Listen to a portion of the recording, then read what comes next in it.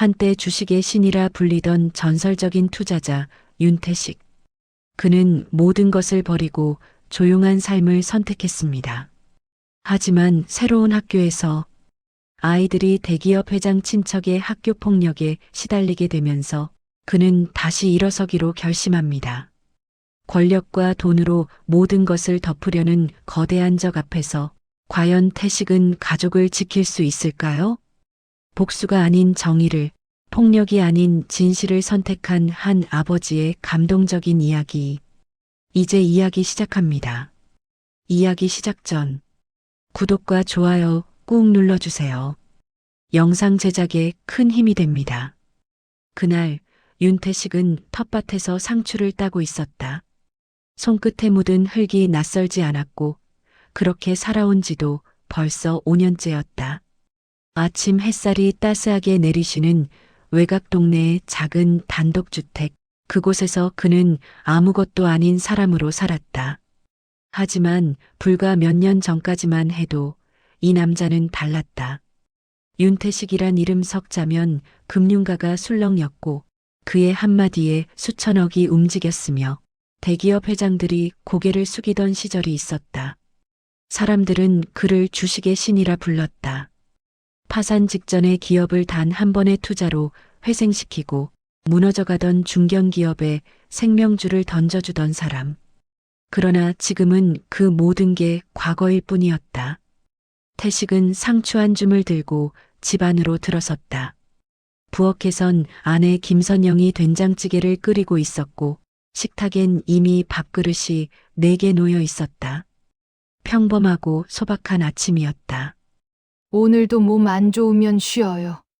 서울 이사 가면 더 바쁠 텐데. 선영이 걱정스러운 얼굴로 말했다.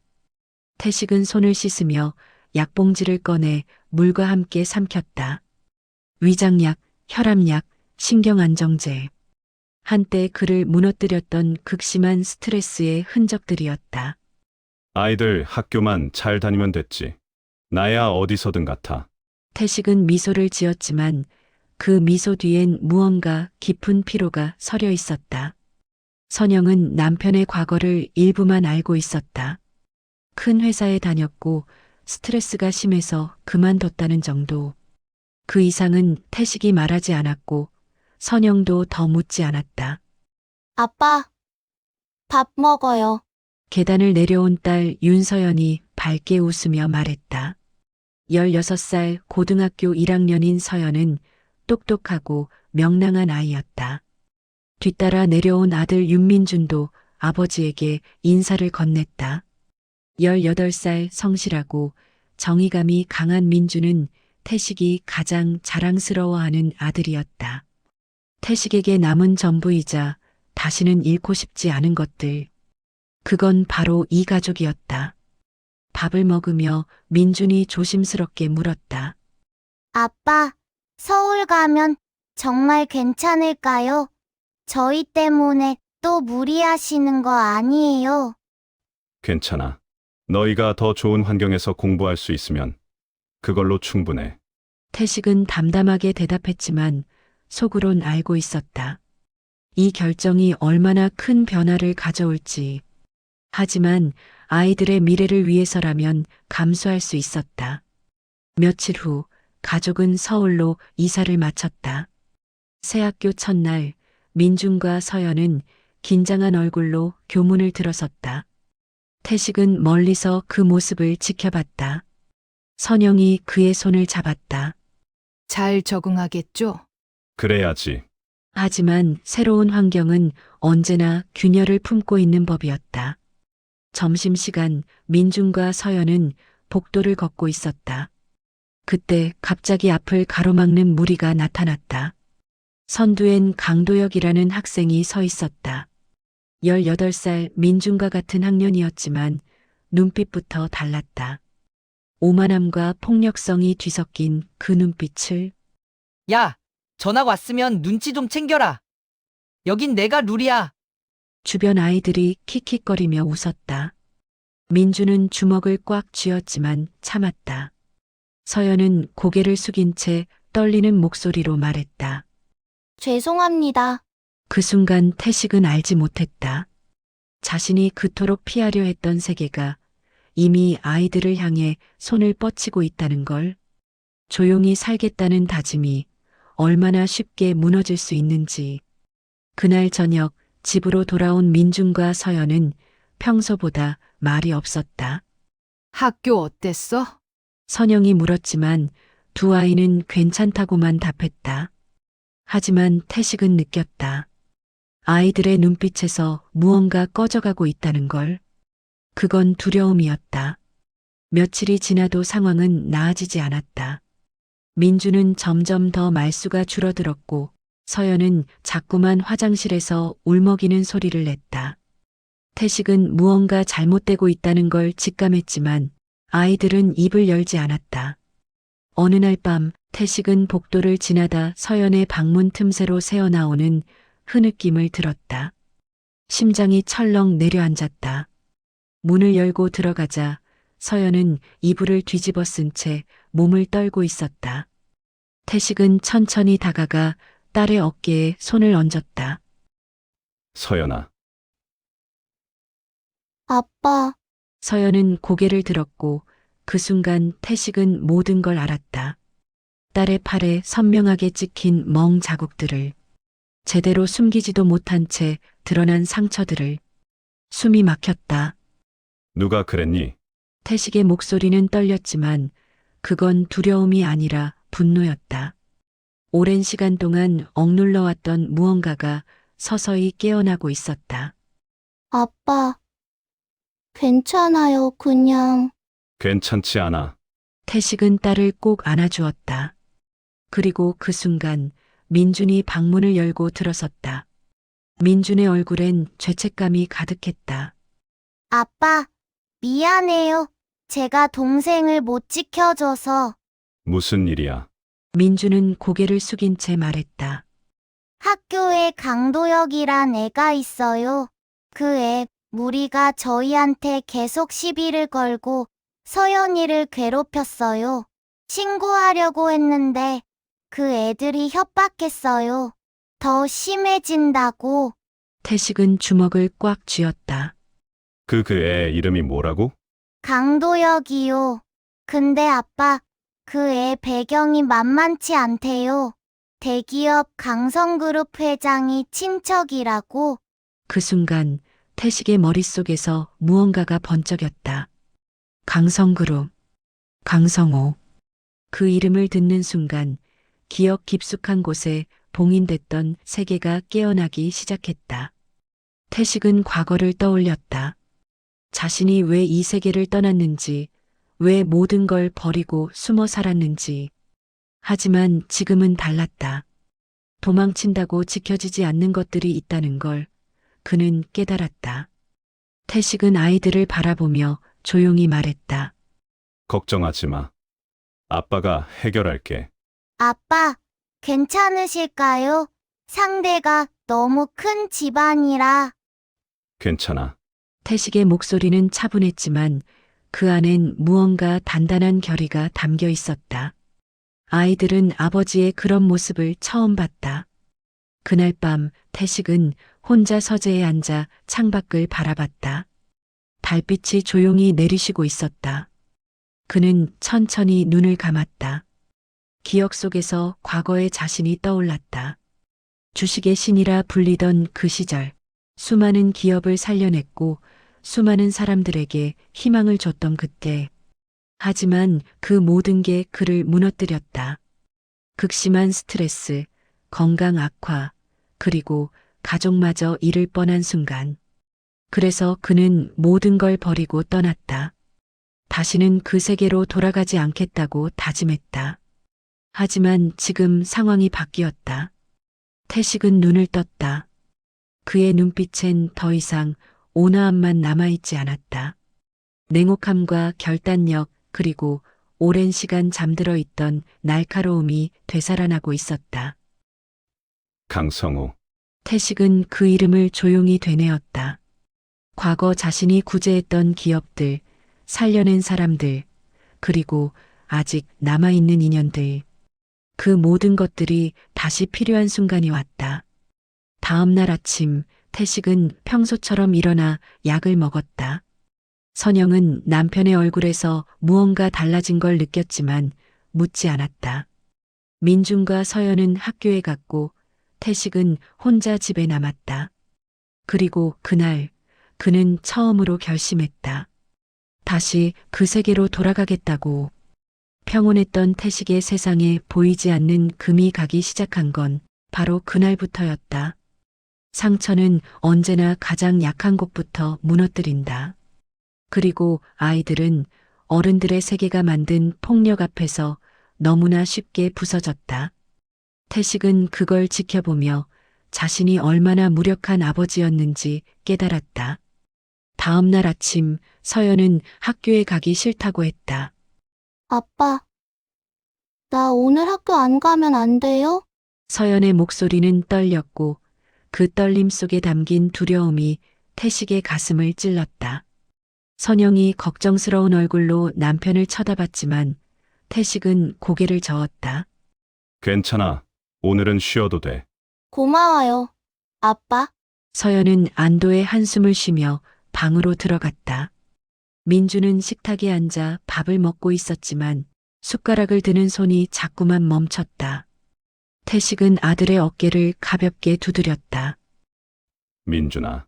네, 아빠. 학교에서 무슨 일이 있어도 참지 마, 알았지? 민주는 고개를 끄덕였지만 그 눈빛엔 여전히 불안함이 가득했다. 태식은 알고 있었다. 말만으론 아무것도 바뀌지 않는다는 걸. 행동해야 한다는 걸. 민준이 학교에 간 후 태식은 혼자 집에 남았다. 선영은 장을 보러 나갔고 서연은 방에서 나오지 않았다. 태식은 서재로 들어가 오랜만에 노트북을 켰다. 화면이 밝아지자 과거의 기억들이 하나둘 떠올랐다. 로그인 창에 아이디를 입력했다. 5년 만에 접속하는 금융정보 사이트였다. 비밀번호를 입력하자 화면이 바뀌며 수많은 데이터가 쏟아졌다. 주가 그래프, 기업 재무제표, 인수합병 뉴스. 한때 그에겐 너무나 익숙했던 세계. 태식은 검색창에 강성그룹을 입력했다. 화면에 뜬 정보를 하나하나 읽어내려가며 그는 작은 미소를 지었다. 겉으로 보기엔 탄탄해 보이지만 속은 골마가고 있는 기업. 무리한 확장, 숨겨진 부채, 조작된 실적. 모든 게 한눈에 보였다. 여전히 탐욕스럽군. 강성우. 태식은 중얼거렸다. 그리고 천천히 계획을 세우기 시작했다. 단순한 복수가 아니었다. 구조를 무너뜨리는 것. 그게 태식의 방식이었다. 그때 초인종이 울렸다. 태식은 노트북을 닫고 현관으로 나갔다. 문을 열자 낯선 여자가 서 있었다. 40대 중반쯤 돼 보이는 여자는 단정한 옷차림에 진지한 표정을 하고 있었다. 안녕하세요. 윤서연 학생 아버지시죠? 네. 그런데요? 저는 서연이가 다니는 학교 상담교사 정미라입니다. 태식은 그녀를 거실로 안내했다. 정미라는 가방에서 서류를 꺼내며 조심스럽게 말문을 열었다. 서연이 일로 말씀드리러 왔습니다. 학교에서 괴롭힘을 당하고 있다는 제보가 들어왔거든요. 알고 있습니다. 태식의 대답에 정미라는 잠시 놀란 표정을 지었다가 곧 고개를 끄덕였다. 그럼 이미 조치를 취하고 계신가요? 준비 중입니다. 하지만 상대가 만만치 않다는 건 아시죠? 강성그룹 회장의 친척이라. 정미라의 말에 태식은 쓴웃음을 지었다. 그래서 더 확실하게 해야죠. 정미라는 태식의 눈빛을 보며 무언가를 느낀 듯 천천히 고개를 끄덕였다. 그녀는 과거 내부 고발로 좌천된 교사였다. 권력에 굴하지 않는 사람. 그래서 지금도 이렇게 위험을 무릅쓰고 찾아온 것이다. 도와드릴 수 있는 게 있으면 말씀하세요. 전 이런 일을 그냥 넘어갈 수 없어서요. 고맙습니다. 곧 연락드리겠습니다. 정미라가 떠난 후 태식는 다시 서재로 돌아갔다. 그리고 서랍 깊숙이 숨겨뒀던 낡은 수첩을 꺼냈다.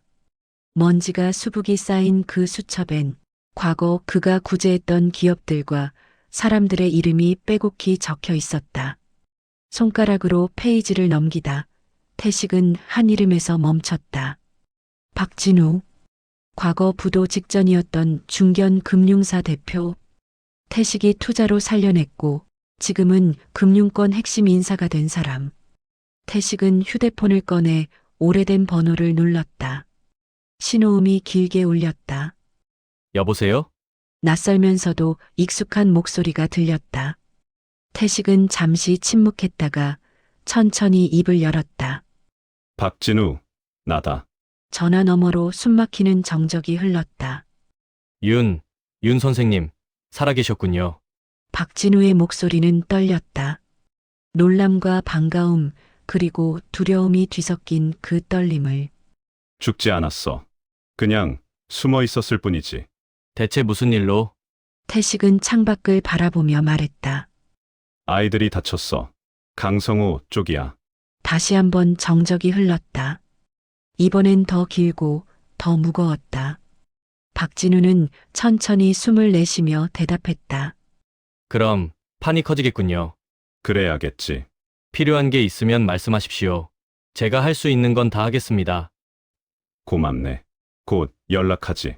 전화를 끄는 태식은 의자에 기댄 채 눈을 감았다. 전설은 사라지지 않았다. 그저 숨어 있었을 뿐.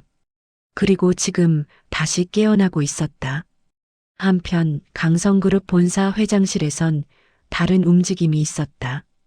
거대한 유리창 너머로 서울 시내가 한눈에 내려다 보이는 그곳에서 강성호는 비서로부터 보고를 받고 있었다.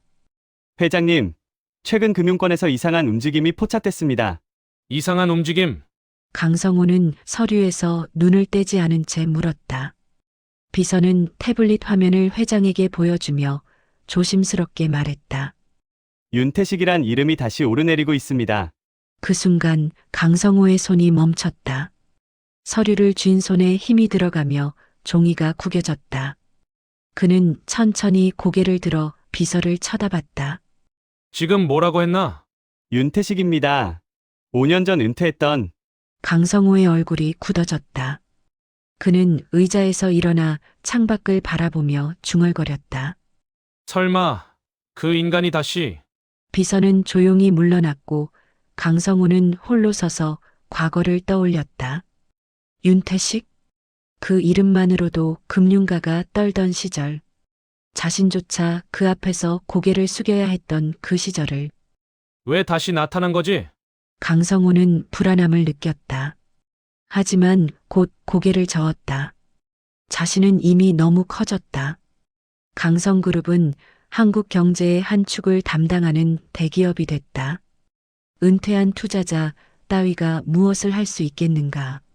하지만 그 확신은 곧 산산조각 날 운명이었다. 그날 저녁 민준이 학교에서 돌아왔다. 얼굴엔 새로운 상처가 있었고 교복은 찢어져 있었다. 선영이 비명을 질렀다. 민준아, 무슨 일이야? 민준은 고개를 숙인 채 대답하지 않았다. 태식은 조용히 아들에게 다가가 어깨를 잡았다. 누가 그랬어? 아빠, 괜찮아요. 그냥. 괜찮지 않아. 태식의 목소리는 차가웠다. 그 차가움에 민주는 고개를 들었고 아버지의 눈빛을 봤다. 평소와 다른 무언가 단단하고 날카로운 그 눈빛을. 강도혁이에요. 오늘 복도에서 시비를 걸었고 제가 참지 못하고 대들었어요. 그랬더니 민준의 목소리가 떨렸다. 그 자식이 이렇게 말했어요. 우리 삼촌이 누군지 아냐고. 강성그룹 회장이라고. 너희 아빠 같은 사람 100명은 그냥 밟는다고. 순간 태식의 주먹에 힘이 들어갔다. 손톱이 손바닥을 파고들었지만 아프지 않았다. 그보다 더 큰 분노가 온몸을 휘감고 있었기 때문이다. 하지만 그는 참았다. 아이들 앞에서 무너질 순 없었다. 민준아, 서연아. 태식은 두 아이를 부르자 서연도 방에서 나와 거실로 왔다. 가족 4명이 소파에 둘러앉았다. 아빠가 약속할게. 이 일은 반드시 해결한다.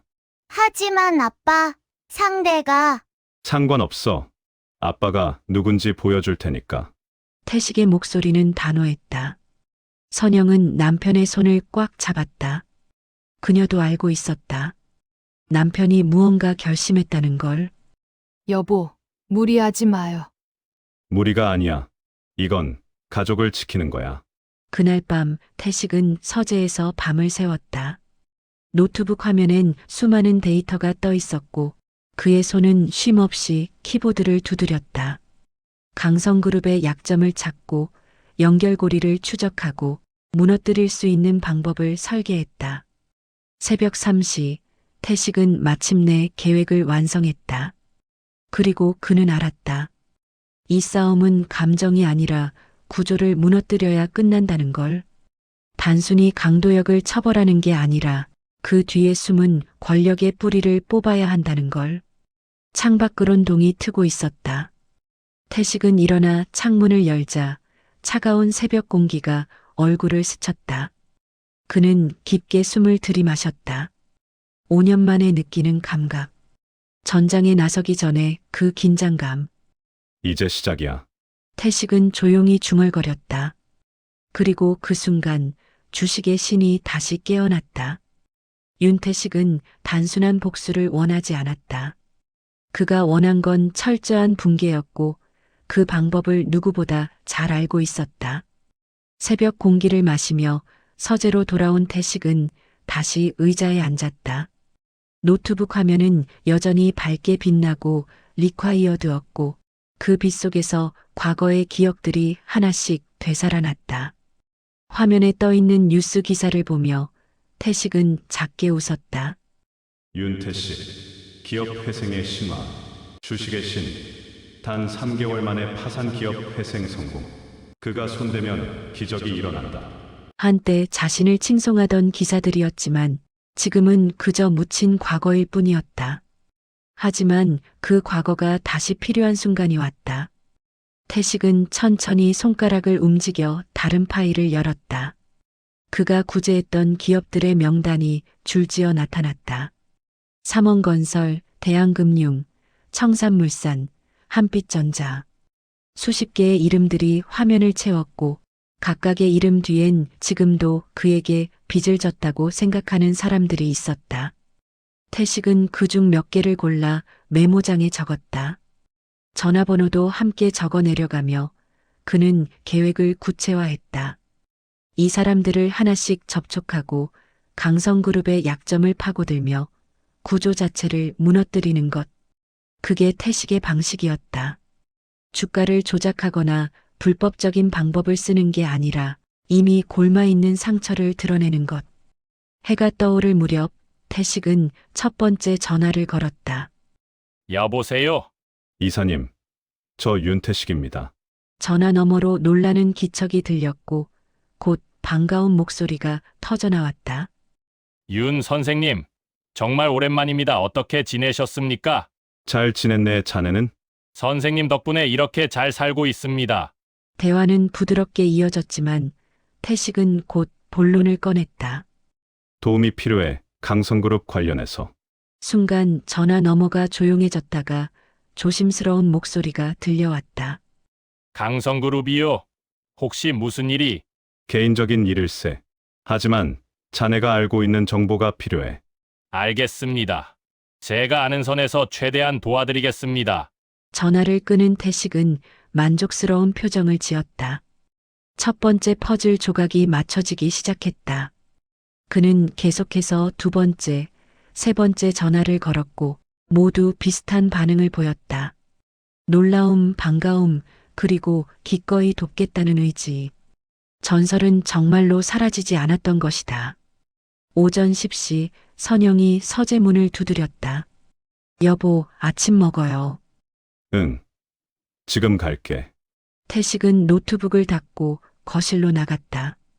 식탁엔 따뜻한 된장찌개와 밥이 차려져 있었고 민준과 서연도 자리에 앉아 있었다. 하지만 두 아이의 표정은 여전히 어두웠다. 오늘 학교 가도 돼요? 서연이 조심스럽게 물었다. 태식은 고개를 끄덕이며 답했다. 가도 돼. 하지만 무슨 일이 있으면 바로 전화해. 네, 아빠. 민주는 밥을 먹으면서도 계속 아버지를 힐끔거렸다. 뭔가 달라진 걸 느끼고 있었다. 평소보다 더 단단해 보이는 아버지의 모습이. 아빠, 어제 밤새 뭐 하셨어요? 옛날 친구들한테 연락 좀 했지. 태식은 담담하게 대답했지만 그 속엔 깊은 의미가 담겨 있었다. 선영은 남편의 손을 잡으며 걱정스러운 목소리로 말했다. 무리하지 마요. 당신 몸 상태 알잖아요. 알아. 괜찮아. 하지만 괜찮지 않았다는 걸 태식 자신도 알고 있었다. 새벽 내내 일하면서 가슴이 답답했고 두통도 있었으며 약을 먹어도 쉽게 가라앉지 않았다. 그래도 멈출 순 없었다. 아이들이 학교에 간 후 태식은 다시 서재로 들어갔다. 이번엔 박진우에게 전화를 걸 차례였다. 신호음이 2번 울리자 바로 연결됐다. 선생님, 기다리고 있었습니다. 자료 정리됐나? 네, 강성그룹 최근 5년간 재무제표와 인수합병 내역, 그리고 숨겨진 부채 관련 자료까지 모두 준비했습니다. 태식은 만족스럽게 고개를 끄덕였다. 이메일로 보내주게. 지금 바로 보내드리겠습니다. 전화를 끊자마자 이메일 알림이 울렸다. 태식은 첨부 파일을 열어 내용을 확인하기 시작했다. 수백 페이지에 달하는 방대한 자료였지만 그의 눈은 핵심만을 골라냈다. 강성그룹의 약점이 하나씩 드러났다. 무리한 해외 투자로 인한 숨겨진 손실, 계열사 간 순환 출자로 부풀려진 자산, 그리고 분식회계 의혹. 모든 게 완벽하게 맞아떨어졌다. 태식은 작은 미소를 지으며 중얼거렸다. 여전히 탐욕스럽군. 강성우. 너무 빨리, 너무 많이 키우려고 했어. 자료를 분석하는 동안 태식의 머릿속에선 이미 다음 수순이 그려지고 있었다. 이 정보를 언론에 흘리는 게 아니라 금융감독원과 국세청에 제보하는 것. 그리고 동시에 주요 투자자들에게 경고를 보내는 것. 구조를 무너뜨리는 첫걸음이었다. 오후가 되자 태식은 집을 나섰다. 오랜만에 정장을 꺼내 입었고 넥타이도 맸다. 거울을 보니 5년 전의 자신이 어렴풋이 보이는 것 같았다. 선영이 현관까지 따라 나오며 물었다. 어디 가요? 옛날 지인 좀 만나고 올게. 조심해요. 태식은 아내의 이마에 가볍게 입을 맞추고 집을 나섰다. 목적지는 서울 중심가의 한 고급 레스토랑이었다. 박진우가 미리 예약해둔 곳이었다. 레스토랑에 도착하자 박진우가 이미 와 있었다. 5년 만에 보는 얼굴이었지만 그다지 변하지 않았다. 다만 머리에 흰머리가 조금 더 늘었고 주름도 깊어진 것 같았다. 박진우는 태식을 보자마자 자리에서 일어나 깊게 고개를 숙였다. 선생님, 정말 오랜만입니다. 그러게. 자네도 건강해 보이는군. 두 사람은 자리에 앉았고 곧 음식이 나왔다. 하지만 둘 다 식사보다는 대화에 집중했다. 자료 고맙네. 당연한 일입니다. 선생님 덕분에 제가 여기까지 왔는데요. 박진우는 진심 어린 목소리로 말했다.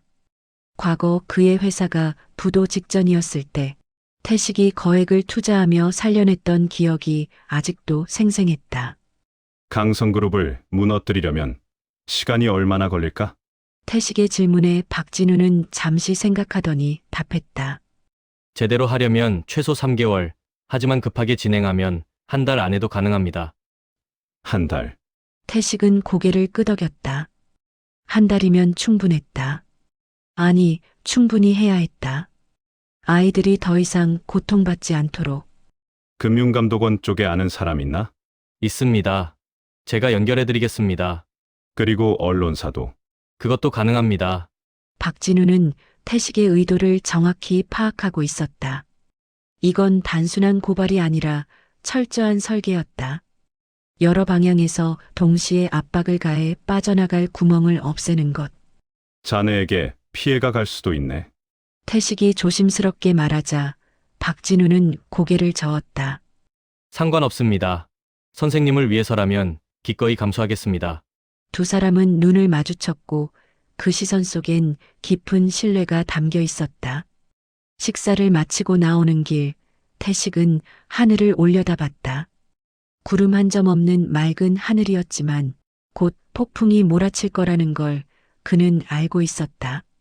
주머니 속 휴대폰이 울렸고 화면을 보니 민준에게서 온 문자였다.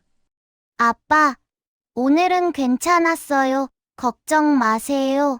태식은 작게 미소 지으며 답장을 보냈다. 다행이다.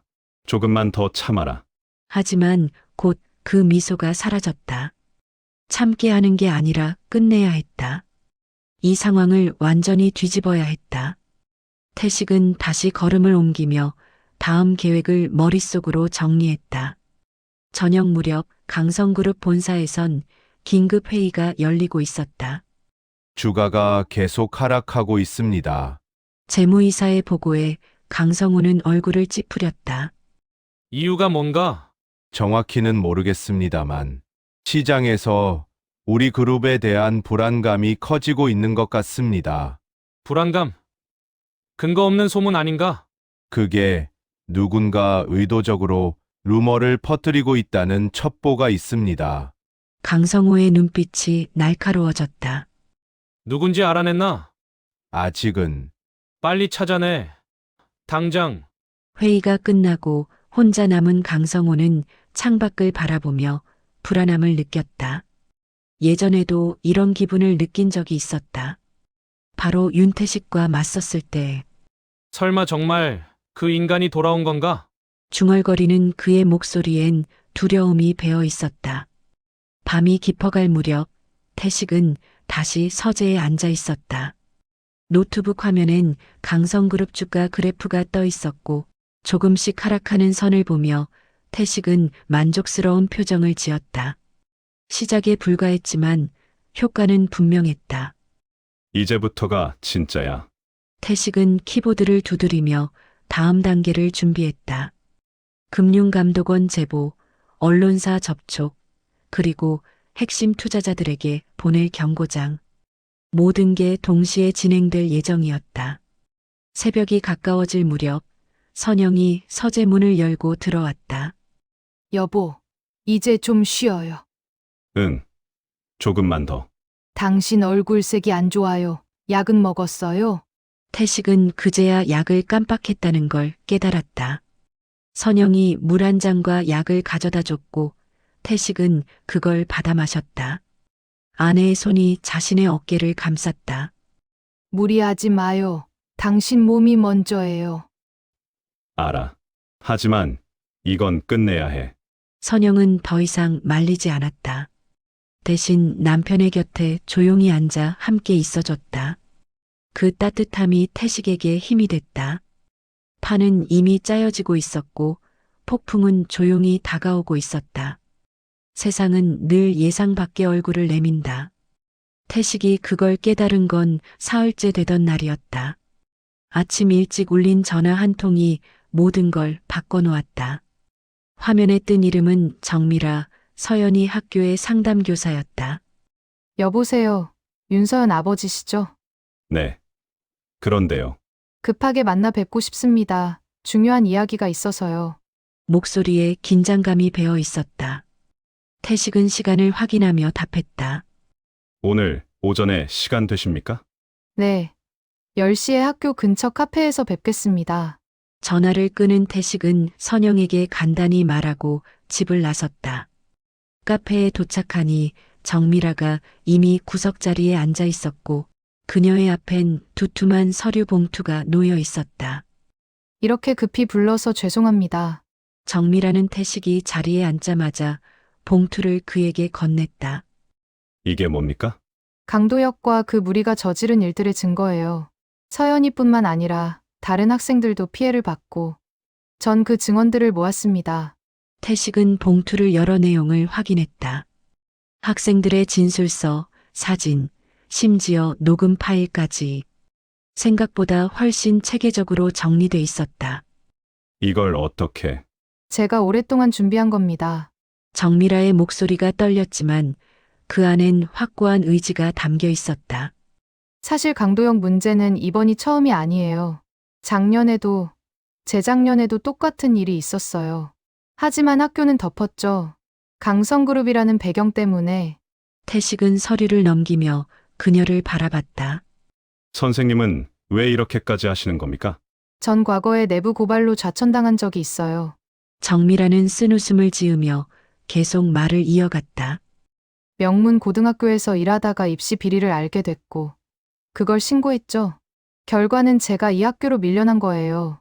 하지만 후회하지 않아요. 그게 옳은 일이었으니까. 그녀의 눈빛엔 굴하지 않는 강인함이 있었다. 태식은 고개를 끄덕이며 서류를 덮었다. 이 자료 제가 써도 되겠습니까? 그러라고 드리는 겁니다. 하지만 조심하세요. 강성그룹은 우리가 생각하는 것보다 훨씬 강력합니다. 알고 있습니다. 태식의 대답에 정미라는 안도의 한숨을 쉬었다. 하지만 곧 걱정스러운 표정으로 덧붙였다. 혹시 보복이 두렵진 않으세요? 두렵죠. 하지만 더 두려운 건 아이들이 계속 다치는 겁니다. 정미라는 태식의 말에 깊이 공감하며 고개를 끄덕였다. 두 사람은 잠시 침묵했고 그 침묵 속에서 서로에 대한 신뢰가 쌓여갔다. 필요한 게 더 있으면 연락 주세요. 제가 할 수 있는 건 뭐든 하겠습니다. 고맙습니다. 곧 연락드리겠습니다. 카페를 나서는 태식의 걸음이 한결 가벼워졌다. 예상치 못한 조력자를 얻었고 그것도 현장에 있는 사람이었다. 이 증거들이 있으면 싸움이 훨씬 수월해질 터였다. 하지만 한편으론 불안했다. 정미라 같은 사람이 다시 희생될 수도 있다는 생각에 가슴이 무거워졌다. 태식은 차에 오르며 스스로에게 다짐했다. 이번엔 제대로 끝내자고, 더 이상 선한 사람들이 피해를 보지 않도록. 같은 시각 강성그룹 본사 회장실에선 긴박한 상황이 펼쳐지고 있었다. 비서가 급히 들어오며 태블릿을 강성호에게 건넸다. 회장님, 큰일입니다. 무슨 일인가? 금융감독원에서 우리 그룹 감사 예정이라는 소식이 들어왔습니다. 강성호의 손이 멈췄다. 태블릿을 받아들고 내용을 확인하던 그의 얼굴이 굳어졌다. 감사. 갑자기 왜? 정확한 이유는 모르겠지만 누군가 제보를 한 것 같습니다. 제보. 강성호는 의자에서 벌떡 일어났다. 창밖을 바라보던 그의 눈빛이 날카로워지며 입술을 깨물었다. 요즘 이상한 움직임이 계속되고 있어. 주가도 떨어지고 투자자들도 불안해하고. 그리고 이 이름이 자꾸 금융권에서 오르내립니다. 비서가 조심스럽게 다른 서류를 내밀었다. 거기엔 윤태식이라는 이름이 적혀 있었고 강성호는 그걸 보자마자 주먹으로 책상을 내리쳤다. 이 자식이 정말로 돌아온 거야. 회장님께서 아시는 분입니까? 아는 정도가 아니야. 강성호는 의자에 털썩 앉으며 과거를 떠올렸다. 10년 전 자신이 강성그룹을 무리하게 확장하려 할 때 유일하게 반대했던 사람. 윤태식이었다. 당시 태식은 투자회의에서 이렇게 말했었다. 지금 확장하면 5년 안에 무너집니다. 기초부터 다시 다져야 합니다. 하지만 강성호는 듣지 않았다. 오히려 태식을 무시하고 밀어붙였으며 다행히 그때는 운이 좋아서 버텼다. 하지만 태식의 경고는 정확했고 지금 그 부실이 서서히 드러나고 있었다. 그 인간이 왜 나를 노리는 거지? 강성호는 이해할 수 없었다.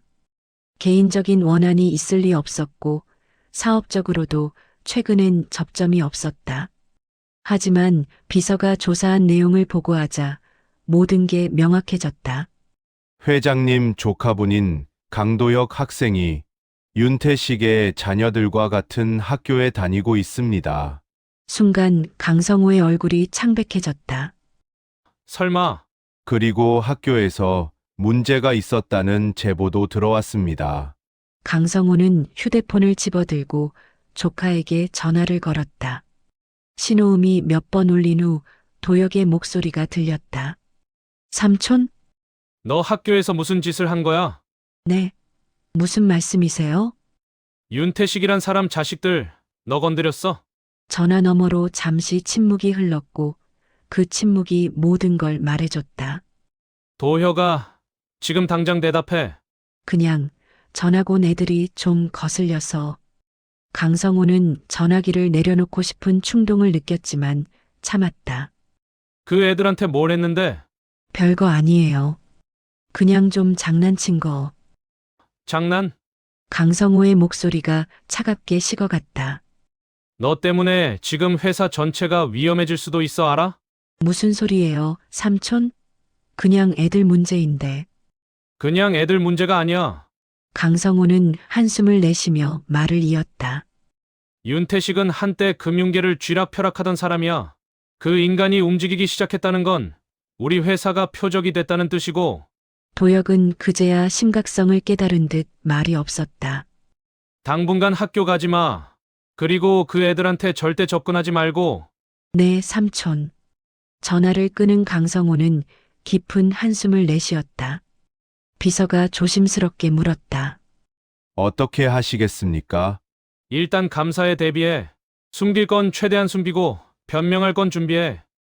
알겠습니다. 그리고 윤태식 그 자식, 과거 자료 다 뒤져봐. 약점이 있을 거야. 강성호의 목소리엔 절박함이 묻어났다. 그는 알고 있었다. 이건 단순한 싸움이 아니라 생존의 문제라는 걸. 저녁 무렵 태식은 정미라가 준 자료를 꼼꼼히 검토하고 있었다. 학생들의 진술은 생각보다 심각했다. 폭력, 협박, 금품 갈취. 강도혁과 그 무리가 저지른 일들이 낱낱이 기록돼 있었고 그 중엔 서연이와 민준이의 사례도 포함돼 있었다.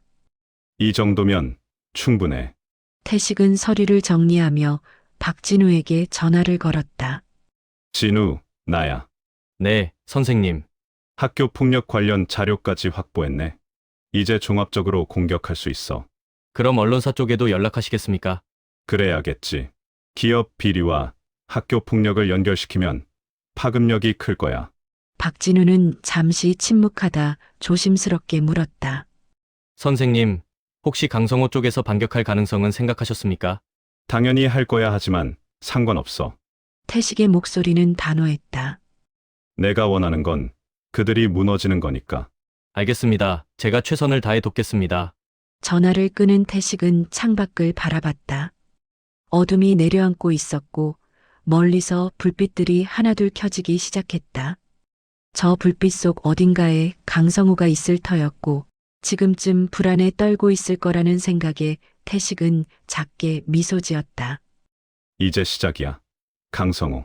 그날 밤 민준과 서연은 거실에서 아버지와 함께 앉아 있었다. 아빠, 학교에서 이상한 일이 있었어요. 민준이 조심스럽게 말문을 열었다. 강도혁이 갑자기 학교에 안 나왔어요. 그 무리도 전부 조용해졌고요. 태식은 예상했다는 듯 고개를 끄덕였다. 걱정하지 마. 곧 다 해결될 거야. 정말요? 서연이 기대에 찬 눈빛으로 물었다. 태식은 딸의 머리를 쓰다듬으며 답했다. 정말이야. 아빠가 약속할게. 두 아이는 안도의 표정을 지었고 태식은 그 모습을 보며 결심을 더욱 굳혔다. 절대 물러서지 않겠다고, 이 아이들을 끝까지 지키겠다고. 폭풍은 이미 시작됐고 이제 누가 먼저 무너지느냐의 싸움만 남았다. 폭풍은 조용히 시작됐다. 아무도 눈치채지 못하는 사이 거대한 파도가 만들어지고 있었다.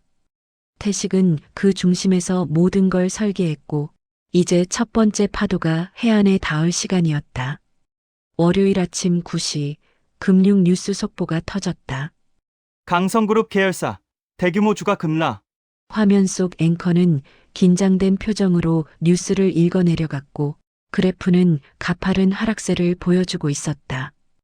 태식은 거실 소파에 앉아 그 모습을 지켜봤다. 선영이 옆에 앉으며 걱정스러운 목소리로 물었다. 여보, 이거 당신이? 응. 태식은 담담하게 대답했지만 그 눈빛엔 만족감이 어려 있었다. 하지만 괜찮을까요? 너무 큰 회사인데. 괜찮아. 난 그들이 숨겨놓은 걸 드러낸 것뿐이야. 뉴스는 계속 이어졌고 기자들은 강성그룹의 숨겨진 부채와 분식회계 의혹에 대해 보도하기 시작했다. 태식이 박진우를 통해 흘린 정보들이 언론을 통해 세상에 공개되고 있었다. 강성그룹 본사는 아수라장이 됐다. 회장실에서 강성호는 비명에 가까운 목소리로 고함을 질렀다. 이게 무슨 소리야? 어떻게 이런 정보가 새나갈 수 있어? 임원들은 고개를 숙인 채 아무 말도 하지 못했고 재무이사는 떨리는 손으로 보고서를 내밀었다. 주가가 15% 넘게 떨어졌습니다. 투자자들의 문의 전화가 폭주하고 있고요. 막아! 당장 해명 자료 내고 언론사에 압력 넣어! 하지만 강성호도 알고 있었다. 이건 단순한 루머가 아니라는 걸. 누군가 철저하게 준비해서 공격하고 있다는 걸. 그리고 그 누군가가 윤태식이라는 것도. 윤태식 그 자식! 강성호는 이를 갈며 중얼거렸다. 비서가 조심스럽게 다가와 속삭였다. 회장님, 금융감독원에서 연락이 왔습니다. 이번 주 안으로 감사에 들어간다고. 뭐? 그리고 국세청에서도 세무조사 예정이라는 통보가. 강성호는 의자에 주저앉으며 머리를 감싸쥐었다. 사방에서 압박이 들어오고 있었고 빠져나갈 구멍이 보이지 않았다. 이건 우연이 아니었다. 철저하게 계획된 공격이었다. 대응팀 꾸려 당장! 네, 회장님. 임원들이 서둘러 회의실을 빠져나갔고 홀로 남은 강성호는 창밖을 바라봤다.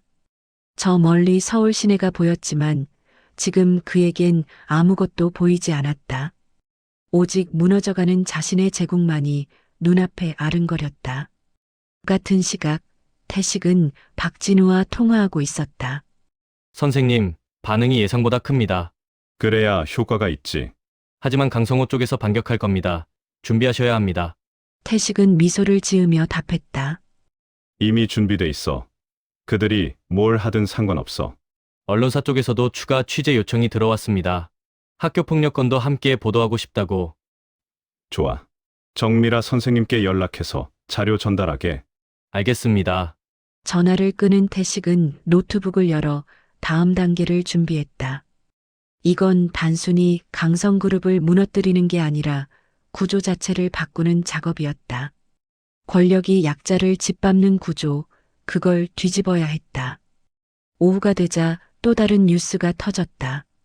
강성그룹 회장 친척, 학교폭력 의혹.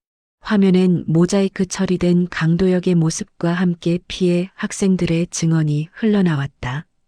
정미라가 모은 자료들이 언론을 통해 공개되고 있었고 사회는 들끓기 시작했다.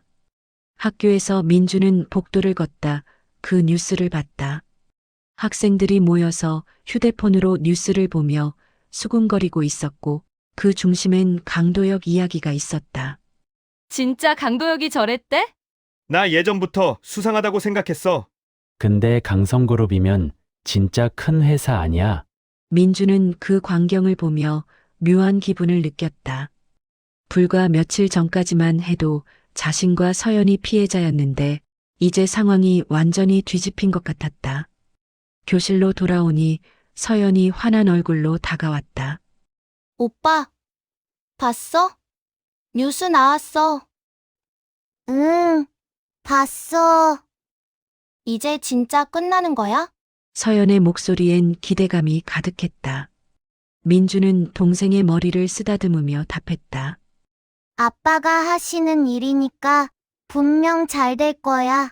두 아이는 서로를 바라보며 미소 지었다. 오랜만에 느끼는 안도감이었고 희망이었다. 하지만 강성호는 가만히 있지 않았다. 그날 저녁 그는 긴급 기자회견을 열었다. 카메라 플래시가 터지는 가운데 강성호는 단상에 섰다. 얼굴엔 피로가 역력했지만 목소리만큼은 단호했다. 최근 보도된 내용은 대부분 사실이 아닙니다. 누군가 악의적으로 우리 그룹을 공격하고 있으며 기자들이 질문을 쏟아냈다. 그럼 분식회계 의혹은 사실이 아니라는 겁니까? 조카분의 학교 폭력 건은요? 강성호는 잠시 말을 멈췄다가 답했다. 모든 의혹에 대해 법적으로 대응하겠습니다. 그리고 이번 사태를 배후에서 조종하는 인물이 있다는 것도 밝혀낼 것입니다. 그의 시선은 카메라를 통해 태식에게 향하고 있었다. 하지만 태식은 그 기자회견을 보며 웃고 있었다. 법적 대응. 좋아, 그럼 법정에서 보자고. 태식은 이미 다음 수를 준비하고 있었다. 강성호가 반격하면 할수록 더 많은 증거가 드러날 테고 그럴수록 무너지는 속도는 빨라질 터였다. 며칠 후 금융감독원의 감사 결과가 나왔다. 강성그룹 대규모 분식회계 적발. 뉴스는 연일 강성그룹을 다뤘고 주가는 계속 폭락했다. 투자자들은 패닉에 빠졌고 협력업체들은 거래를 중단하기 시작했다. 강성호가 쌓아올린 제국이 무너지고 있었다. 학교에서도 변화가 일어났다.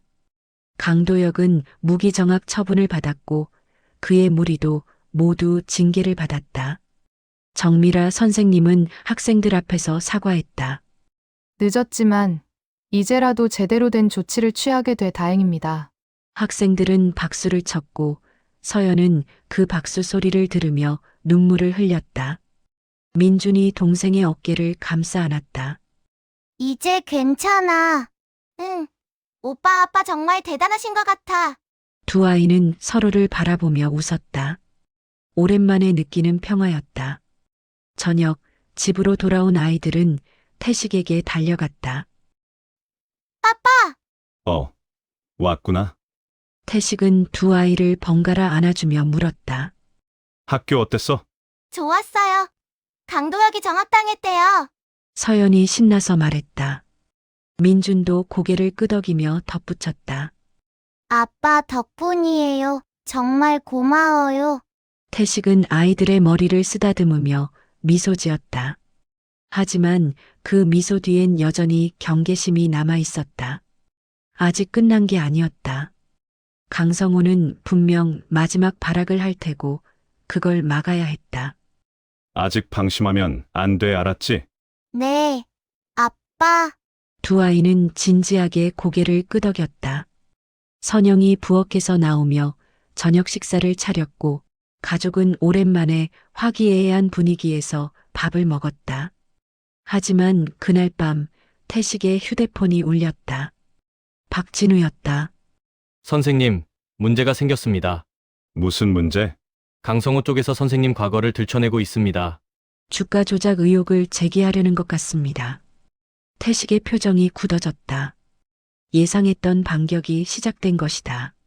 증거는? 조작된 것 같지만 언론에 흘리면 여론이 흔들릴 수 있습니다. 태식은 잠시 침묵했다가 답했다. 상관없어. 내가 직접 나서지. 선생님, 이제 끝낼 시간이야. 전화를 끄는 태식는 창밖을 바라봤다. 어둠 속에서 달빛이 희미하게 빛나고 있었고 그 빛을 보며 태식은 최후의 계획을 머릿속으로 그렸다. 판은 이미 뒤집혔고 이제 마지막 한 수만 남았다. 신에게도 한계는 있다. 태식은 그걸 깨달은 순간이 왔을 때 자신이 얼마나 무모했는지 뼈저리게 느꼈다. 강성호의 반격은 예상보다 빠르고 치명적이었다. 다음 날 아침 포털 사이트 메인을 장식한 건 태식의 이름이었다. 전설의 투자자 윤태식, 과거 주가 조작 의혹, 주식의 신, 실은 조작의 달인? 기사들이 쏟아져 나왔고 댓글창은 순식간에 비난으로 가득 찼다. 태식은 노트북 화면을 보며 턱을 괴었다. 예상했던 수순이었지만 실제로 보니 마음이 편치 않았다. 여보, 괜찮아요? 선영이 걱정스럽게 물었다. 태식은 고개를 끄덕이며 아내의 손을 잡았다. 괜찮아, 이것도 계산된 거야. 하지만 정말 괜찮은 건 아니었다. 가슴이 답답했고 숨쉬기가 힘들었으며 손끝이 저렸다. 몸이 보내는 경고 신호였지만 태식은 무시했다. 지금 멈출 순 없었다. 오전 내내 전화가 쏟아졌다. 과거 동료들, 언론사, 심지어 모르는 번호까지 모두 진위를 확인하려는 전화들이었다. 태식은 대부분 받지 않았지만 박진우의 전화만큼은 받았다. 선생님, 이건 명백한 조작입니다. 제가 반박 자료를 준비하고 있습니다. 고맙네 하지만 서두르지 마. 저들이 더 나오게 놔둬. 네? 하지만 강성호가 급해질수록 실수하게 돼 있어. 조금만 기다려. 태식의 목소리는 침착했지만 속으론 불안했다. 몸 상태가 점점 나빠지고 있었고 약을 먹어도 효과가 없었다. 머리가 지끈거렸고 심장이 불규칙하게 뛰었다. 점심 무렵 태식은 서재에서 자료를 정리하다 갑자기 어지러움을 느꼈다. 손에 쥔 서류가 떨어졌고 시야가 흐려지기 시작했다. 숨을 크게 들이마셨지만 공기가 제대로 들어오지 않는 것 같았다. 태식은 책상을 붙잡으며 간신히 균형을 잡았다. 괜찮아. 조금만 더. 스스로에게 말하며 의자에 앉았지만 몸은 정직했다. 한계에 다다르고 있었다. 저녁 무렵 상황은 더 악화됐다. 강성호 측에서 공식 기자회견을 열어 태식을 직접 거명하며 공격했다. 화면 속 강성호는 분노에 찬 표정으로 말했다. 윤태식이란 인물이 우리 그룹을 악의적으로 공격하고 있습니다. 그는 과거에도 주가를 조작해 이득을 취한 전력이 있으며 거짓말이었지만 교묘하게 사실을 섞어 만든 이야기였다. 시청자들은 혼란스러워했고 여론은 흔들리기 시작했다. 민준과 서연이 학교에서 돌아왔을 때 두 아이의 얼굴은 창백했다. 아빠, 민준이 조심스럽게 불렀다. 태식은 거실 소파에 앉아 뉴스를 보고 있었고 아들의 목소리에 고개를 돌렸다. 왜? 무슨 일 있었어? 학교에서 애들이 아빠 얘기를. 민준은 말을 잇지 못했다. 서연이 대신 말했다. 아빠가 나쁜 사람이래요. 주식으로 사람들 돈 뺏어갔다고. 순간 태식의 가슴이 찢어지는 것 같았다. 아이들까지 상처받게 만들었다는 사실이 그 어떤 공격보다 아팠다. 태식은 일어나 두 아이를 끌어안았다. 그건 거짓말이야. 아빠는 그런 적 없어. 알아요, 아빠. 민준이 고개를 끄덕였지만 그 목소리엔 불안이 묻어났다. 하지만 아빠, 우리 때문에 아빠가 이렇게 힘들어 하시는 거 아니에요? 아니야. 태식은 단호하게 말했다. 너희 때문이 아니라 너희 덕분에 내가 버티는 거야. 알겠지? 서연이 아버지의 품에서 고개를 끄덕였다. 하지만 태식은 알고 있었다. 아이들이 받은 상처가 얼마나 깊은지. 그날 밤 태식은 홀로 서재에 남았다. 노트북 화면엔 계속해서 악플이 달리고 있었고 기사는 더 자극적으로 변해갔다. 손가락으로 스크롤을 내리다 태식은 잠시 멈췄다. 피로가 쏟아지며 눈꺼풀이 무거워졌다. 조금만 더 버티자. 중얼거리며 커피를 마셨지만 속이 쓰렸다. 약을 먹어야 한다는 걸 알면서도 손이 가지 않았다. 일을 마저 해야 했다. 자정이 넘어서야 선영이 서재 문을 열고 들어왔다. 여보, 이제 그만 좀 쉬어요. 응. 조금만 더. 당신 얼굴색 봐요, 창백해요. 선영의 목소리가 떨렸다. 태식은 그제야 아내를 제대로 쳐다봤다. 걱정으로 가득 찬 그 얼굴을. 미안해. 미안하다는 말 말고 제발 몸 좀 챙겨요. 당신이 쓰러지면 우린 어떻게 해요? 선영이 울먹이기 시작했다. 태식은 일어나 아내를 안았다. 괜찮아. 곧 끝나. 하지만 그 말을 하는 순간 갑자기 가슴에 통증이 왔다. 날카롭고 찌르는 듯한 고통이 온몸을 휘감았다. 태식은 비틀거렸고 선영이 비명을 질렀다. 여보! 세상이 천천히 기울어지는 것 같았다. 바닥이 가까워지고 선영의 목소리가 멀어지며 시야가 점점 어두워졌다. 태식은 마지막 순간까지 생각했다. 아이들, 아내, 그리고 아직 끝내지 못한 싸움. 여보, 정신 차려요. 119. 누가 119 불러요? 선영의 절규하는 목소리가 들렸지만 태식은 대답할 수 없었다. 몸이 말을 듣지 않았고 의식이 희미해져 갔다. 응급실 형광등이 눈부셨다. 천장이 빠르게 지나갔고 의료진들의 다급한 목소리가 들렸다. 누군가 태식의 맥박을 짚고 있었고 누군가는 산소 마스크를 씌우고 있었다. 혈압 떨어지고 있습니다. 심전도 불안정해요. 보호자분, 잠시 밖에서 기다려주세요. 선영이 끌려나가는 소리가 들렸다. 태식은 눈을 감았다. 너무 피곤했다. 그냥 이대로 잠들고 싶었다. 얼마나 시간이 흘렀을까. 태식이 눈을 떴을 때 하얀 병실 천장이 보였다. 옆에선 선영이 의자에 앉아 졸고 있었고 민준과 서연은 소파에서 웅크리고 있었다. 작은 신음에 선영이 벌떡 일어났다. 여보, 정신 차렸어요? 응. 나. 목소리가 제대로 나오지 않았다. 입술이 바짝 말라 있었고 온몸이 무거웠다. 의사 선생님, 환자 깼어요. 곧 의사가 들어왔고 간단한 검사를 한 뒤 심각한 표정으로 말했다. 과로입니다. 심각한 수준이에요. 더는 무리하시면 정말 위험합니다. 얼마나 쉬어야 하죠? 태식이 물었다. 의사는 고개를 저었다. 최소 한 달은 절대 안정이 필요합니다. 스트레스 받는 일도 하시면 안 돼요. 한 달. 태식은 눈을 감았다. 한 달을 쉬면 모든 게 끝장났다. 강성호는 그 시간 동안 반격을 완성할 테고 지금까지 쌓아온 게 무너질 것이다. 할 수 없죠. 환자분, 지금 농담하시는 겁니까? 의사의 목소리가 높아졌다. 다음엔 정말 못 일어날 수도 있어요. 알아요. 하지만 지금 멈출 순 없습니다. 선영이 태식의 손을 꽉 잡았다. 여보, 제발 당신 목숨이 더 중요해요. 하지만 아이들 생각해요. 당신이 죽으면 우린 어떡해요? 눈물이 선영의 뺨을 타고 흘러내렸다. 태식은 아내의 손을 잡으며 고개를 돌렸다. 소파에서 민준과 서연이 울먹이고 있었다. 그 순간 태식은 처음으로 흔들렸다.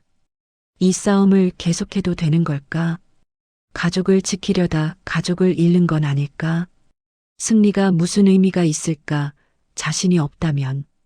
밤이 깊어갔지만 태식은 잠들 수 없었다. 병실 창밖으론 도시의 불빛이 반짝이고 있었고 저 어딘가에선 강성우가 웃고 있을 것만 같았다. 휴대폰을 켜보니 수십 통의 부재중 전화가 있었다. 박진우, 정미라, 그리고 모르는 번호들. 가장 최근 뉴스를 검색했다. 윤태식, 과거 주가 조작 의혹 제기. 기사는 더 구체적으로 변해 있었고 강성호 측 변호사들이 나서서 태식을 공격하고 있었다.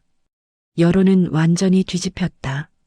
며칠 전만 해도 영웅이었던 사람이 이제는 사기꾼 취급을 받고 있었다. 태식은 휴대폰을 내려놓고 천장을 바라봤다. 가장 어두운 밤은 언제나 새벽 직전이라고 했다. 지금이 그 순간인 걸까? 아니면 정말로 끝인 걸까? 아빠, 민준의 목소리에 태식은 고개를 돌렸다. 아들이 침대 곁으로 다가와 앉았다. 괜찮아요. 아빠, 우리 아빠가 이긴다는 거 알아요? 민준아. 힘드시죠? 하지만 아빠는 우리 영웅이에요. 꼭 이길 거예요. 그 말에 태식의 눈가가 뜨거워졌다. 아들의 믿음이, 딸의 미소가, 아내의 헌신이. 그 모든 게 태식을 다시 일으켜 세우고 있었다. 고맙다. 아들. 태식은 민준의 손을 잡았고 그리고 결심했다. 쓰러져도 좋다. 하지만 그 전에 반드시 끝낸다고. 새벽이 밝아오고 있었다. 모든 진실은 결국 빛을 향한다. 태식은 그 말을 믿었고 이제 그걸 증명할 시간이 왔다. 병원에서 이틀을 보낸 후 의사의 만류에도 불구하고 태식은 퇴원을 강행했다. 선영이 눈물로 말렸지만 태식의 결심은 흔들리지 않았다. 여보, 제발 조금만 더 쉬어요. 이제 마지막이야. 이것만 끝내면 돼. 태식은 아내의 손을 꽉 잡으며 말했다. 그 눈빛엔 더 이상 흔들림이 없었고 오직 결의만이 남아 있었다. 집으로 돌아온 태식은 곧바로 박진우에게 전화를 걸었다. 진우, 준비됐나? 네, 선생님 모든 자료가 정리됐습니다. 국회 청문회 일정은? 다음 주 화요일입니다. 강성우 회장이 증인으로 출석하게 돼 있습니다. 태식은 미소를 지으며 고개를 끄덕였다. 좋아. 그날이 마지막이 될 거야. 선생님도 출석하시겠습니까? 당연하지. 내가 직접 끝낼 거야. 전화를 끄는 태식은 서재로 들어가 마지막 준비를 시작했다. 지난 몇 주간 모은 모든 증거를 다시 한번 점검했고 빈틈이 없는지 확인했다.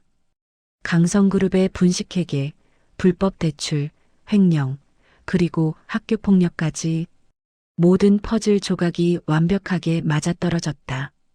며칠이 지나는 동안 세상은 더욱 혼란스러워졌다.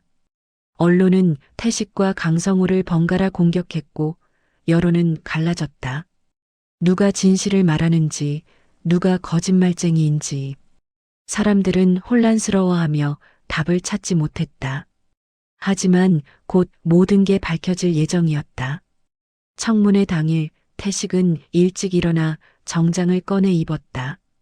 거울 앞에 선 그의 모습은 여전히 초췌했지만 눈빛만큼은 날카로웠다.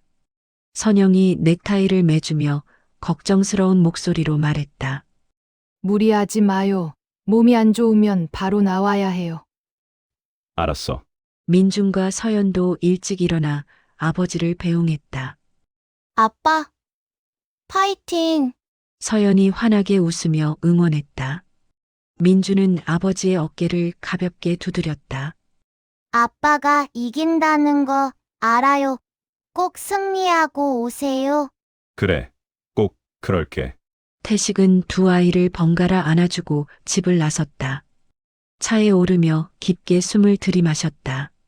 마지막 전장으로 향하는 길이었다. 국회 청문회장은 이미 기자들로 가득했다. 카메라 플래시가 터지고 마이크가 쏟아졌으며 질문들이 빗발쳤다. 태식은 묵묵히 걸어 들어갔고 방청석엔 이미 수많은 사람이 앉아 있었다. 그 중엔 정미라 선생님도 보였고 멀리선 선영과 아이들이 손을 흔들고 있었다. 지금부터 강성그룹 비리 의혹에 관한 국회 청문회를 시작하겠습니다. 위원장의 목소리가 울려 퍼졌다. 곧 강성호가 증인석으로 걸어 나왔다. 그의 얼굴은 지난 며칠간의 고통으로 초췌해져 있었지만 여전히 오만함을 감추지 못하고 있었다. 증인은 선서하시기 바랍니다. 강성호는 선서문을 읽었지만 그 목소리엔 떨림이 섞여 있었다. 청문위원들이 질문을 시작했다. 강성호 회장, 귀사의 분식회계 의혹에 대해 어떻게 생각하십니까? 그건 악의적인 루머입니다. 우리 회사는 투명하게 운영되고 있습니다. 하지만 금융감독원의 감사 결과가 다르게 나왔는데요. 강성호는 말을 더듬기 시작했다. 준비했던 답변이 제대로 나오지 않았고 식은땀이 이마를 타고 흘러내렸다. 그건 오해입니다. 오해라고요? 수백억 원대의 분식회계가 오해입니까? 질문은 계속됐고 강성우는 점점 궁지에 몰렸다. 변명은 앞뒤가 맞지 않았고 증거 앞에서 무력했다. 그때 태식이 증인석으로 호명됐다. 다음 증인 윤태식 씨 나오시기 바랍니다. 태식은 자리에서 일어나 천천히 증인석으로 걸어갔다. 강성우와 눈이 마주쳤고 그 순간 강성우의 얼굴이 일그러졌다. 당신 오랜만이군, 강 회장. 태식은 담담하게 말하며 증인석에 앉았다. 선서를 마친 후 위원장이 질문을 시작했다. 윤태식 씨, 당신이 강성그룹을 의도적으로 공격했다는 의혹이 있습니다. 사실입니까? 공격이 아닙니다. 진실을 드러낸 것뿐입니다. 태식의 목소리는 명확했고 흔들림이 없었다. 그렇다면 당신이 제보한 내용들이 모두 사실이란 말입니까? 네, 모두 사실입니다. 그리고 증거도 있습니다. 태식은 준비해온 서류 뭉치를 꺼내 위원들에게 제출했다. 수백 페이지에 달하는 자료였고 거기엔 강성그룹의 모든 비리가 담겨 있었다. 이 자료들은 어떻게 입수하셨습니까? 합법적인 경로를 통해 입수했습니다. 금융감독원, 국세청, 그리고 내부 제보자들의 도움을 받았습니다. 위원들이 자료를 넘기며 확인하기 시작했고 점점 표정이 굳어졌다. 내용이 상상 이상으로 심각했기 때문이다. 강성호 회장, 이 자료들에 대해 반박하시겠습니까? 위원장이 강성호를 향해 물었다. 하지만 강성호는 아무 말도 하지 못했다. 입술이 바르르 떨렸고 얼굴은 새하얗게 질려 있었다. 회장님, 답변해 주십시오. 나는 말이 제대로 나오지 않았다. 태식은 그 모습을 조용히 지켜보다 입을 열었다. 강 회장, 당신이 망가뜨린 기업들처럼 나도 사라진 줄 알았죠? 강성호가 고개를 들어 태식을 쳐다봤다. 당신은 10년 전 내 경고를 무시했어요. 기초부터 다시 다지라고 했죠. 하지만 당신은 듣지 않았고 탐욕에 눈이 멀어 무리한 확장을 계속했습니다. 태식의 목소리는 차분했지만 그 안엔 오랜 시간 쌓인 분노가 담겨 있었다. 그리고 당신의 조카는 내 아이들을 괴롭혔어요. 폭력을 휘둘렀고 협박했으며 상처를 줬습니다. 방청석에서 웅성거림이 일었다.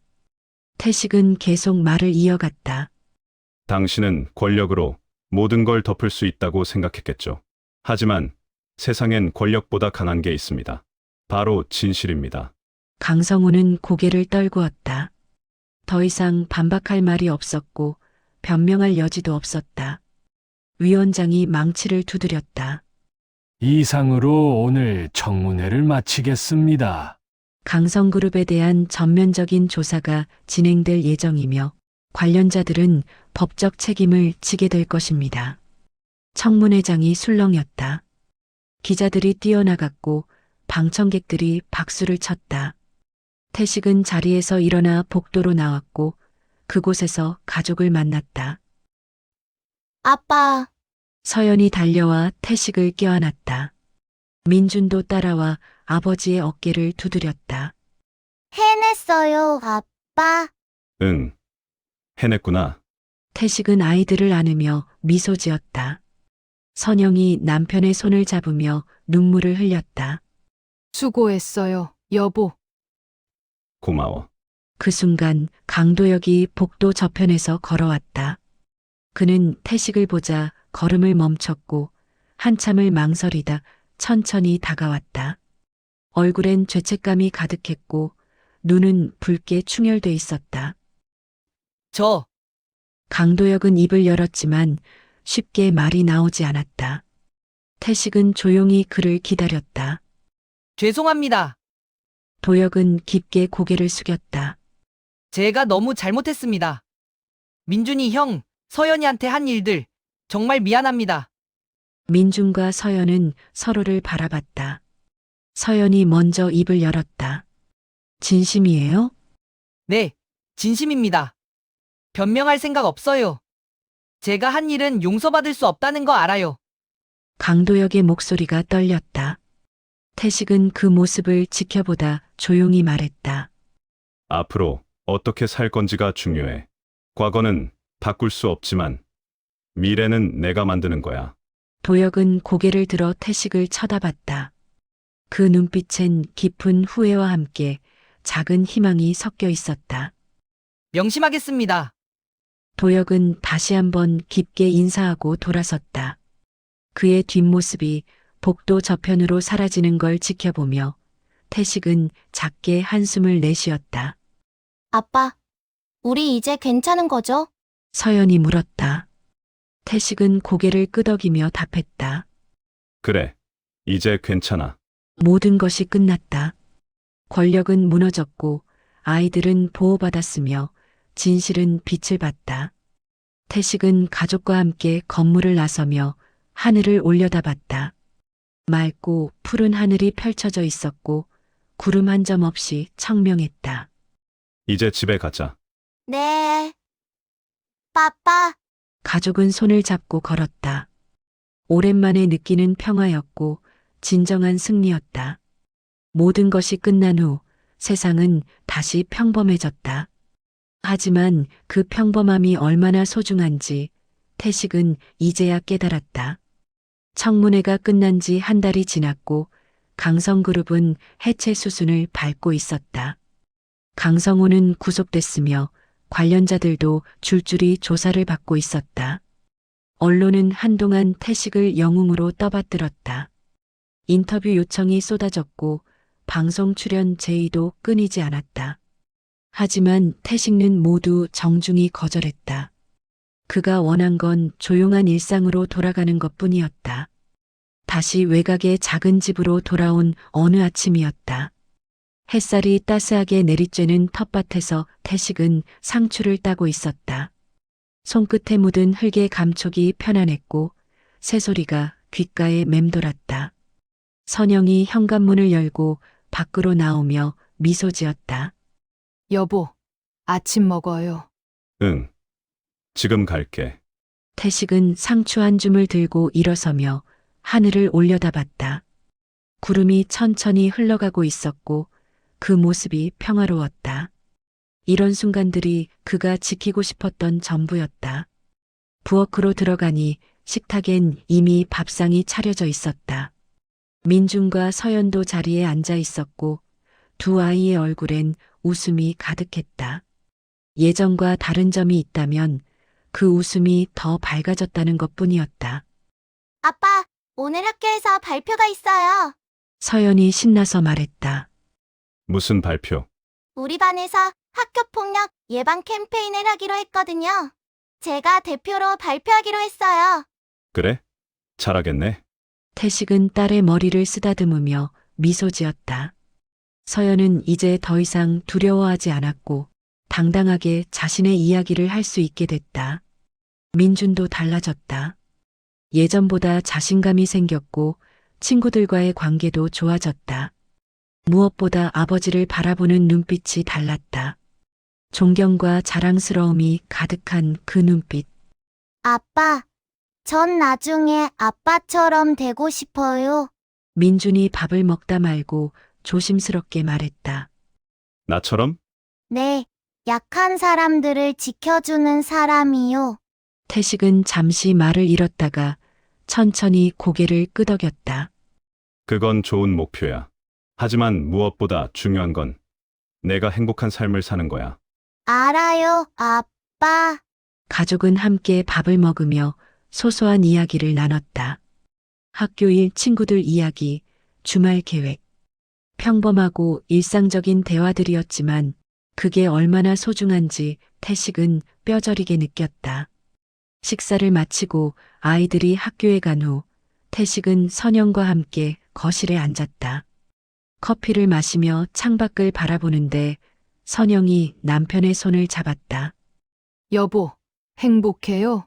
응. 정말 행복해. 후회는 없어요? 다시 금융계로 돌아가고 싶진 않고요. 태식는 고개를 저으며 아내를 쳐다봤다. 전혀. 이게 내가 원하던 삶이야.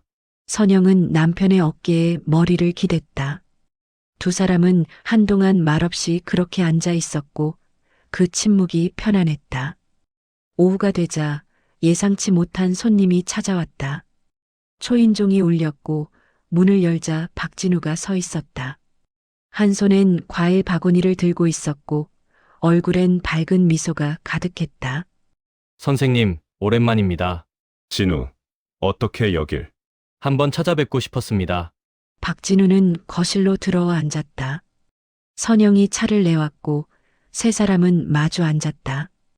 요즘 어떻게 지내나? 태식이 물었다. 박진우는 차를 한 모금 마시며 답했다. 덕분에 잘 지내고 있습니다. 회사도 안정됐고 무엇보다 마음이 편해졌어요. 그건 다행이군. 선생님 덕분입니다. 선생님이 아니었다면 저도 많은 사람들도 지금처럼 살 수 없었을 겁니다. 박진우의 목소리엔 진심 어린 감사가 담겨 있었다. 태식은 손을 저으며 말했다. 내가 한 건 별로 없어. 다들 스스로 일어선 거야. 아닙니다. 선생님은 저희에게 희망을 주셨어요. 그게 얼마나 큰 힘인지 아십니까? 잠시 침묵이 흘렀다. 박진우는 가방에서 서류 봉투를 꺼내 태식에게 건넸다. 이게 뭔가? 금융권 사람들이 모아서 드리는 감사의 표시입니다. 선생님이 구해주신 기업들, 도와주신 분들이 함께 만든 장학재단이에요. 태식은 서류를 펼쳐 내용을 확인했다. 윤태식 장학재단이라는 이름으로 어려운 환경의 학생들을 돕는 재단이었다. 이건 너무 과분한데. 아닙니다. 선생님의 이름으로 좋은 일을 하고 싶었습니다. 물론 선생님께서 직접 운영하실 필요는 없고요. 저희가 알아서 할게요. 태식은 서류를 천천히 덮으며 미소 지었다. 고맙네. 정말 고마워. 감사해야 할 사람은 저희입니다. 박진우는 1시간쯤 머물다 돌아갔다. 그가 떠난 후 태식은 서류를 다시 펼쳐 읽어봤다. 장학재단의 첫 번째 수혜자 명단엔 학교폭력 피해 학생들이 포함돼 있었다. 착한 사람들이야. 선영이 남편의 어깨 너머로 서류를 보며 말했다. 그러게. 세상엔 아직 좋은 사람들이 많아. 저녁 무렵 아이들이 학교에서 돌아왔다. 서연은 발표를 성공적으로 마쳤다며 신나게 이야기했고 민주는 친구들과 농구를 했다며 땀을 뻘뻘 흘리고 있었다. 가족은 함께 저녁을 먹으며 하루를 마무리했다. 밤이 깊어지고 아이들이 잠든 후에도 태식은 잠들지 못했다. 서재로 나와 창밖을 바라보며 지난 몇 달을 되돌아봤다. 힘들었고 고통스러웠으며 때론 포기하고 싶었다. 하지만 결국 버텨냈고 이겨냈다. 잘한 거겠지? 스스로에게 물으며 태식은 작게 웃었다. 가족이 행복하고 아이들이 웃고 있으니 그걸로 충분했다. 선영이 서재 문을 열고 들어왔다. 여보, 아직 안 자요? 응. 생각 좀 하고 있었어. 무슨 생각? 선영이 남편 옆에 앉으며 물었다. 태식은 아내의 손을 잡으며 답했다. 당신이 있어서 참 다행이라는 생각.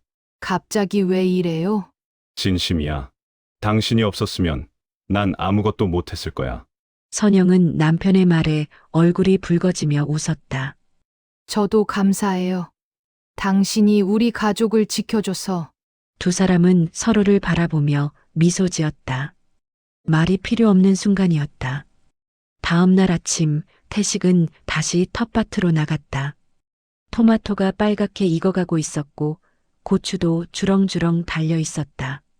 땅을 만지며 흙을 고르는데 마음이 편안해졌다.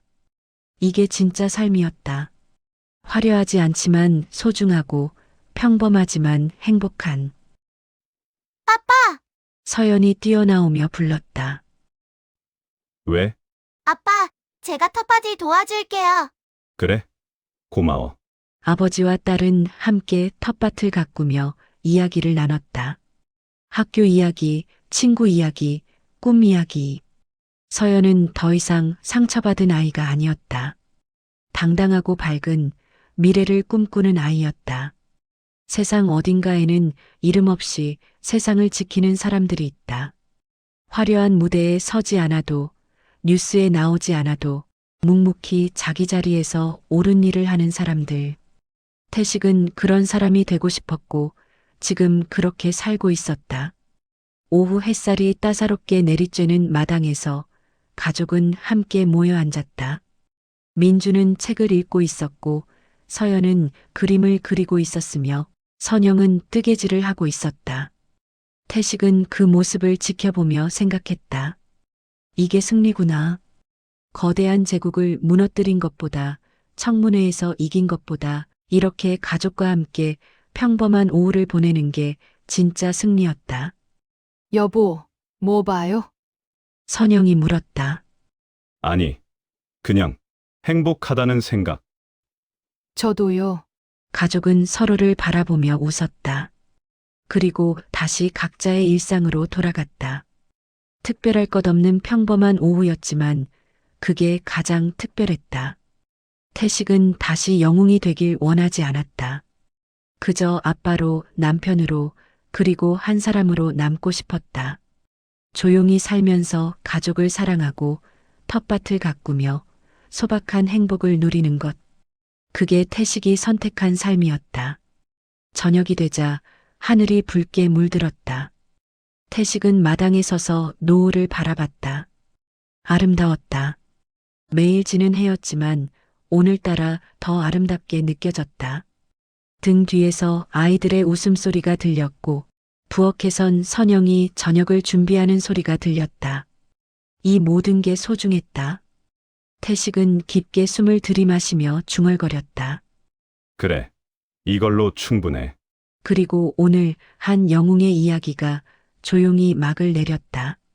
화려하지 않은 하지만 가장 아름다운 결말이었다.